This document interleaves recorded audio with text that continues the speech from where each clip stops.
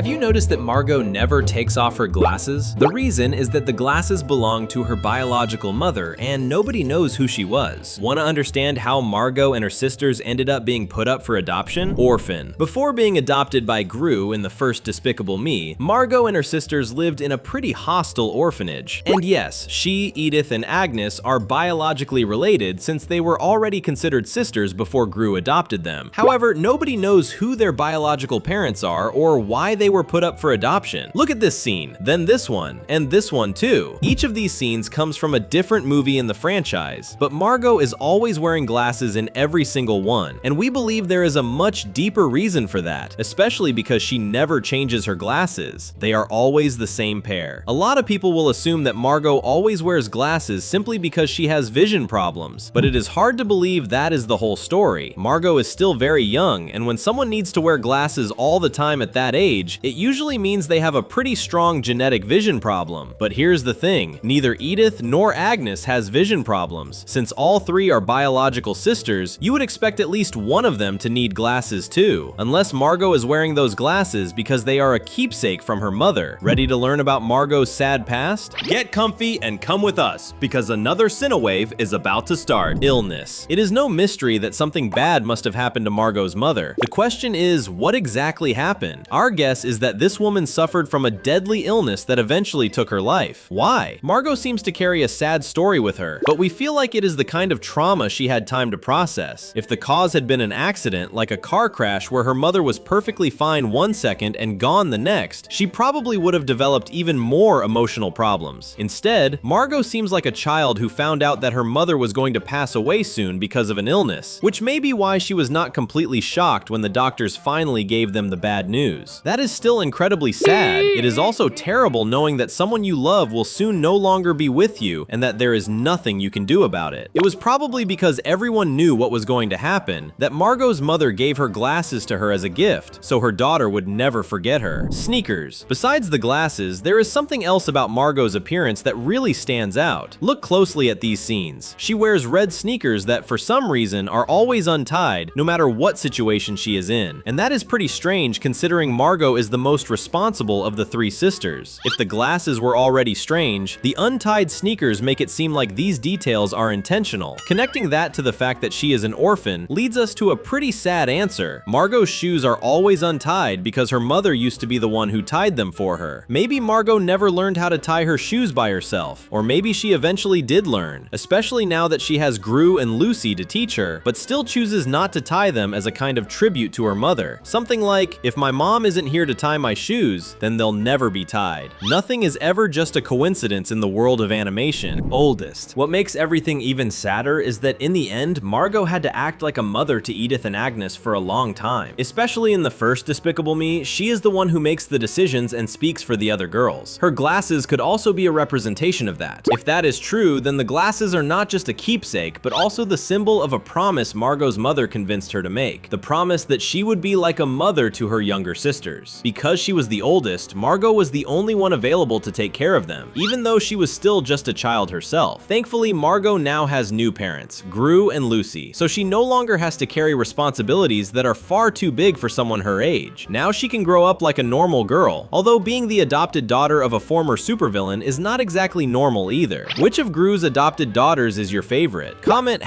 #Margo, #Edith, or #Agnes down below. Let's see who wins this competition. Stepfathers. There is some evidence that Margo and her sisters had a few other father figures before they met Gru, and the worst part is that these men were not good fathers. We are not talking about other people who adopted the three girls, but rather about the girl's mother's ex-husbands. She may have gone through several failed marriages, and that caused trauma for poor Margo. The first clue is something many people have noticed. Even though they are biological sisters, Gru's adopted daughters look completely different from one another. Margo has light brown hair, Edith is blonde, and Agnes has black hair. On top of that, focus on their eyes. The oldest has light brown eyes too, while the middle daughter has blue eyes, and Agnes at least shares the same eye color as Margo. Do you know what that could mean? Most likely they all have the same mother, but their biological fathers are different people. Their mother probably had a very complicated life, going from one marriage to another and always ending up with men who were not exactly good people. That would also explain why Margo and Edith showed a certain lack of respect toward Gru at first. They had only known bad father figures, sisters, so they expected the worst from him. So much so that on her first night with Gru, Margo told him that he would never be her father. That may have been something she used to say to her other stepfathers too. Thankfully, the bald guy turned out to be a great father, even though he was one of the biggest supervillains in history, Edith. The interesting thing is that Edith also has something she never takes off her head. Only in her case, we are talking about her pink beanie. It does not matter whether she is on an adventure or in a dance class, Edith always has that beanie on her head, and some people believe it may also have been a gift from her mother. If that is true, then the girl's mother really was thinking about all of them. But if Margo's glasses symbolize the promise she made to take care of her sisters, then what promise could Edith's beanie represent? If we had to guess, she may have promised to protect her sisters with everything she had, since she is the most aggressive of the three. Villain. So far, we have been thinking of Margo's mother as a woman who suffered a tragedy, but what if she was actually a supervillain and died during a fight against the anti-villain league? That twist would catch every fan completely off guard, and even better, it could become something important in a future Despicable Me 5. There is absolutely nothing about the girl's parents. No photo, no name, nothing. So if they were the daughters of a villain, we would have no way of knowing, but it would definitely explain why we have so little information about their mother. If Margo and her sisters were the daughters of an ordinary person, we would have at least seen a photo of her. After all, a daughter would almost certainly have at least one picture of her late mother, unless that mother was a well-known villain. In that case, Margo would have every right not to want anyone to find out, even if she still loved her own mother, because people might start looking at her and her sisters differently if they discovered their secret, especially if that villain had been much worse than Gru and had committed a crime that hurt or even took the lives of several people. It seems like the only thing Margo has to remember her mother by is the glasses. Gru. Thinking about it this way, it is entirely possible that Gru knows who Margo, Edith, and Agnes's parents are and what happened to them. Maybe Gru even knew their mother personally. Not that the former villain would have known from the very beginning, but we are talking about someone who is always prepared. It is easy to believe that Gru investigated their relatives after deciding to keep the girls at the end of the first movie. And if Margo's mother really was a supervillain, just imagine Gru's reaction when he found out and remembered that he had already worked alongside her in the past. Don't forget, subscribing is the easiest way to make sure you never miss any of our videos. Bank of Evil. Another very different possibility is that Margo's mother was not exactly a villain, but instead worked for the Bank of Evil. You know, that bank used by supervillains? The same one Gru used back when he was still evil? The bank may serve criminals, but there are still people who work there, just like at any other bank. Nobody would expect her to work there, but it would be a pretty clever way for Illumination to keep the idea that the girl's mother was an ordinary woman, while still keeping the story of her tragedy connected to the world of Despicable Me. After all, if she was just an employee at the Bank of Evil, she could have passed away after being attacked by a supervillain whose request for money had been denied. Agnes. Okay, if Margo and Edith received glasses and a beanie respectively as keepsakes from their mother, what did Agnes receive? Her story is a little different because now we are talking about the youngest sister. While Margo starts the franchise at 12 years old and Edith starts at 9, Agnes is only 5 years old in the first movie, and that could mean she barely even remembers her mother. We do not know how long the three girls stayed at the orphanage, but many children spend years there. If that was the case for the girls, then it would be really difficult for Agnes to remember anything, because she must have been only 1 or 2 years old when the tragedy happened. From Agnes's point of view, she had lived at the orphanage for as long as she could remember. That is why she is always so cheerful, without carrying the same secret sadness as her sisters. Even so, she suffered too, since she always wished she had parents. She probably also has a certain desire to learn more about her biological mother. Some children grow up in orphanages until they turn 18, so the girls were lucky that Gru chose them. Clue. Considering everything we have said about the importance of Margo's glasses, one question comes up. Could those glasses be hiding something else? What if, besides being a keepsake and proof of a conversation, they are also a clue to what really took Margo's mother's life? Despicable Me takes a lot of inspiration from spy movies, since Gru's wife is a secret agent, and he himself became one starting with the second movie. And something very common in spy films is having clues hidden in unexpected places. But for a clue to work, it needs to be there from the very beginning, and Margo's glasses fit that perfectly, since she has been wearing them on her face since the first movie. Could it be that, if sunlight hits the glasses at just the right angle, Margo will be able to read a message from her mother? Enjoying it?